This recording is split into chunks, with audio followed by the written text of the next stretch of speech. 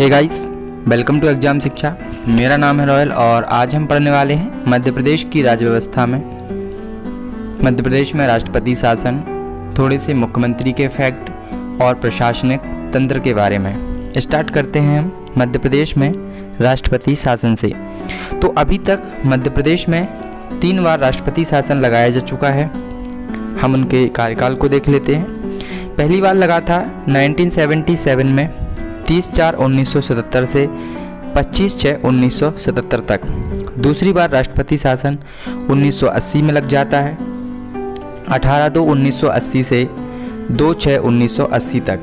और तीसरी बार 1992 में 16/12/1992 से 6/12/1992 तक राष्ट्रपति शासन लगता है। इस तरीके से हमने देखा कि हमारे मध्य प्रदेश में अभी तक 3 बार राष्ट्रपति शासन लगाया जा चुका है। इस बात को हमें याद रखना है। इसके बाद हम देखेंगे कि जो नेता प्रतिपक्ष है वो क्या होता है। तो जब बहुमत दल का नेता को राज्यपाल के द्वारा मुख्यमंत्री बनाया जाता है तो जो बहुमत दल के नेता होते हैं वो सरकार कहलाती है, सत्ता प्रतिपक्ष होता है। इसके अपोजिट जो पार्टी हारती है लेकिन सबसे ज़्यादा सीटें होती हैं तो उसे विपक्ष का दर्जा दिया जाता है और उस विपक्ष का जो नेता होता है उसको हम नेता प्रतिपक्ष कहते हैं। अब इसका नेता प्रतिपक्ष का काम क्या होता है कि जो सरकार जो भी काम करेगा उन पर नियंत्रण रखना या उन पर नज़र रखना, सरकार की जो भी गतिविधियां हैं उन पर नज़र रखने का काम नेता प्रतिपक्ष का होता है। मध्य प्रदेश की जब विधानसभा का गठन हुआ था तो प्रथम नेता प्रतिपक्ष विश्वनाथ यादवराव तामस्कर जी को बनाया गया था। अगर हम बात करें प्रथम नेता प्रतिपक्ष महिला की तो वो हैं जमुना देवी जी। इसके बाद हम देखेंगे मुख्यमंत्री के कुछ फैक्ट जो हमने पहले भी देखे थे। एक बार फिर से हम इनको देखते हैं कि अगर हम देखें एक व्यक्ति के रूप में सबसे कम कार्यकाल मुख्यमंत्रियों में तो वो हैं राजा नरेश चंद्र, जो आदिवासियों के प्रथम मुख्यमंत्री, प्रथम आदिवासी मुख्यमंत्री भी माने जाते हैं। और दूसरे अगर हम मुख्यमंत्री का कार्यकाल देखें तो सबसे कम 1 दिन का रहा है अर्जुन सिंह का। सबसे लंबा कार्यकाल आप सब जानते हैं शिवराज सिंह चौहान जी 4 बार मुख्यमंत्री बन चुके हैं, इनका ही सबसे लंबा कार्यकाल रहा है। अब हम नेक्स्ट बात करते हैं न्यायालय की, कोर्ट की। तो मध्य प्रदेश में जो न्याय व्यवस्था है उसमें सबसे उच्च होता है उच्चतम न्यायालय या हाई कोर्ट। हाई कोर्ट का अगर हम देखें उल्लेख तो संविधान के अनुच्छेद 214 से 232 तक उल्लेखित है। हाई कोर्ट से अगर हम एक स्तर नीचे आते हैं तो फिर वो आते हैं जिला कोर्ट। जिला कोर्ट का अनुच्छेद 233 से 237 तक उल्लेख है। जिला न्यायालय से फिर नीचे आते हैं तो सेशन कोर्ट होते हैं। सेशन कोर्ट से नीचे सिविल जुडिशियल मजिस्ट्रेट होते हैं और इससे नीचे आते हैं तो जुडिशियल मजिस्ट्रेट फर्स्ट क्लास और जुडिशियल मजिस्ट्रेट सेकंड क्लास आते हैं। तो हम बात करते हैं सबसे पहले हाई कोर्ट की। हाई कोर्ट का वर्णन संविधान के अनुच्छेद 214 में उल्लेख है कि मध्य प्रदेश में एक हाई कोर्ट का गठन होगा और जो हाई कोर्ट में जो जस्टिस होते हैं, जो न्यायाधीश होते हैं, उनकी संख्या का निर्धारण है राष्ट्रपति के द्वारा किया जाता है।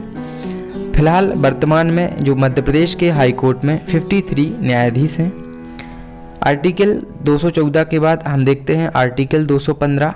इसमें उल्लेखित है कि मध्य प्रदेश का हाई कोर्ट एक अभिलेख न्यायालय है और इसे अपनी अवमानना के लिए दंड देने की शक्ति है।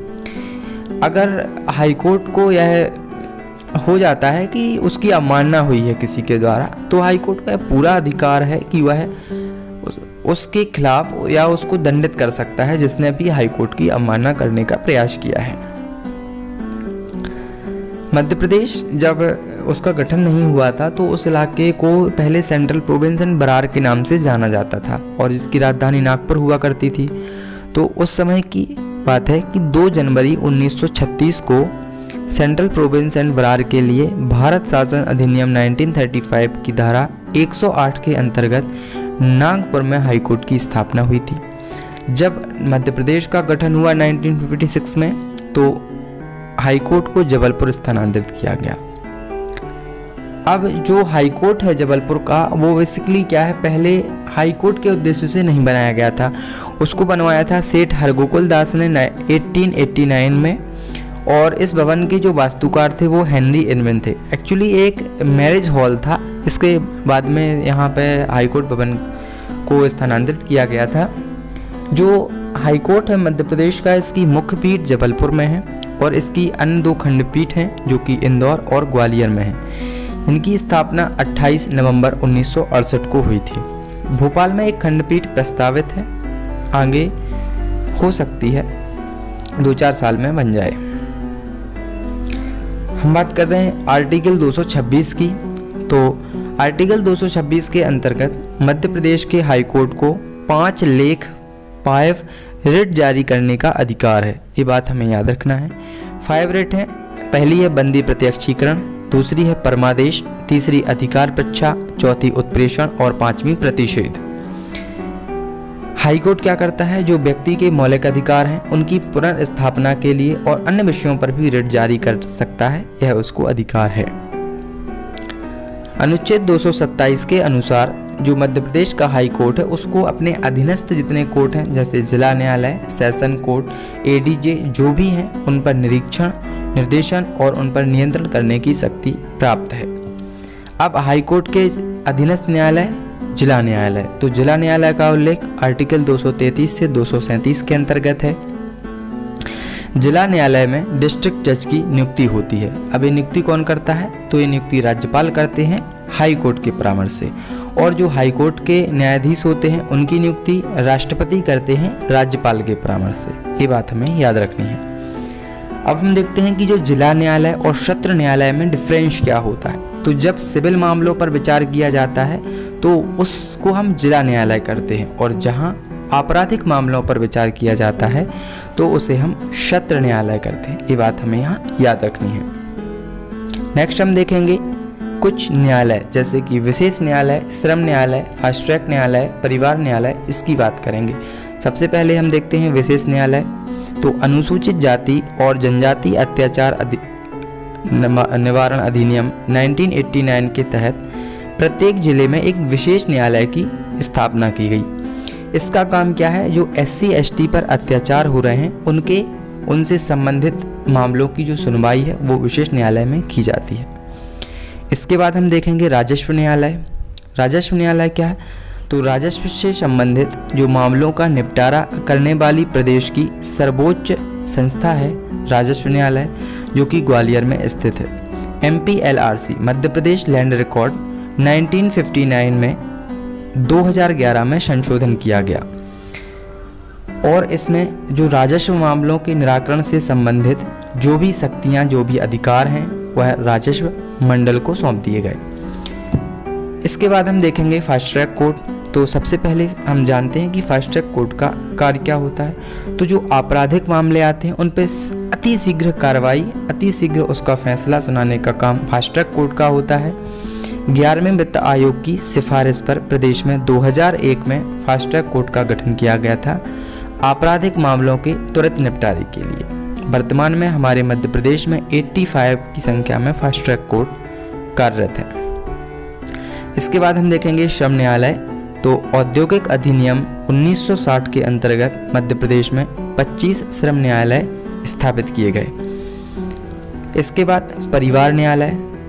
अब परिवार न्यायालय का काम क्या होता है कि जो परिवार से संबंधित जो भी समस्याएं हैं, परिवार में लड़ाई, समस्या, झगड़ा, बंटवारा, इससे संबंधित जो भी मामलों पर सुनवाई होती है वो परिवार न्यायालय में होती है। इनकी स्थापना संभागीय स्तर पर की गई है, और एक कुटुंब न्यायालय अधिनियम 1935 के अंतर्गत स्थापित किए गए हैं। यहाँ हमने मध्य प्रदेश के कुछ न्यायालय के बारे में देखा। इसके बाद हम देखेंगे मध्य प्रदेश में जो प्रशासनिक तंत्र है उसके बारे में। तो मध्य प्रदेश में जो प्रशासनिक निकाय है, इसका जो सर्वोच्च निकाय होता है वो सचिवालय कहलाता है। उसके बाद निदेशालय। तो हम सबसे पहले बात करेंगे सर्वोच्च प्रशासनिक निकाय सचिवालय की। सचिवालय भोपाल में वल्लभ भवन के नाम से स्थित है।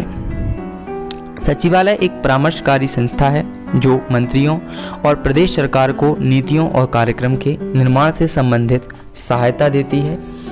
जो मंत्री नियुक्त होते हैं उनके लिए सचिवालय के जो अधिकारी हैं वो सहायता देते हैं और नीतियां बनाने में उनका सहयोग करते हैं। इसके बाद हम देखेंगे जो सचिवालय का प्रमुख होता है वही प्रशासनिक प्रमुख कहलाता है और इसका प्रमुख होता है मुख्य सचिव। मध्य प्रदेश के जो प्रथम मुख्य सचिव थे वो HM कामत जी थे। इस फैक्ट को हमें यहाँ याद रखना है। नेक्स्ट हम देखेंगे सचिवालय के बाद निदेशालय या संचालनालय, तो ये भी भोपाल में स्थित है। ये भोपाल में विंध्याचल भवन और सतपुड़ा भवन के नाम से स्थित है। जो सचिवालय सरकार की सहायता करता है नीतियाँ और कार्यक्रम को बनाने में, वही सरकार की जो नीतियों और कार्यक्रमों का जो क्रियान्वयन इम्प्लीमेंटेशन होता है वो निदेशालय करता है। निदेशालय, तो अब हम देखेंगे कि जो सचिवालय प्रशासनिक निकाय का सर्वोच्च होता है, उसके बाद निदेशालय होता है और उसके नीचे क्षेत्रीय संगठन होते हैं जिसमें 10 संभाग और 52 जिले आते हैं। संभाग में संभाग आयुक्त प्रमुख होते हैं और 52 जिले में 52 कलेक्टर होते हैं। आगे के वीडियो में हम संभाग आयुक्त, कलेक्टर, DSP, CSP इन सभी पुलिस व्यवस्था को देखेंगे और जेल, खुली जेल के कॉन्सेप्ट को सीखेंगे। आज की वीडियो में बस इतना ही। तब तक के लिए धन्यवाद। पढ़ते रहिए एग्जाम शिक्षा के साथ।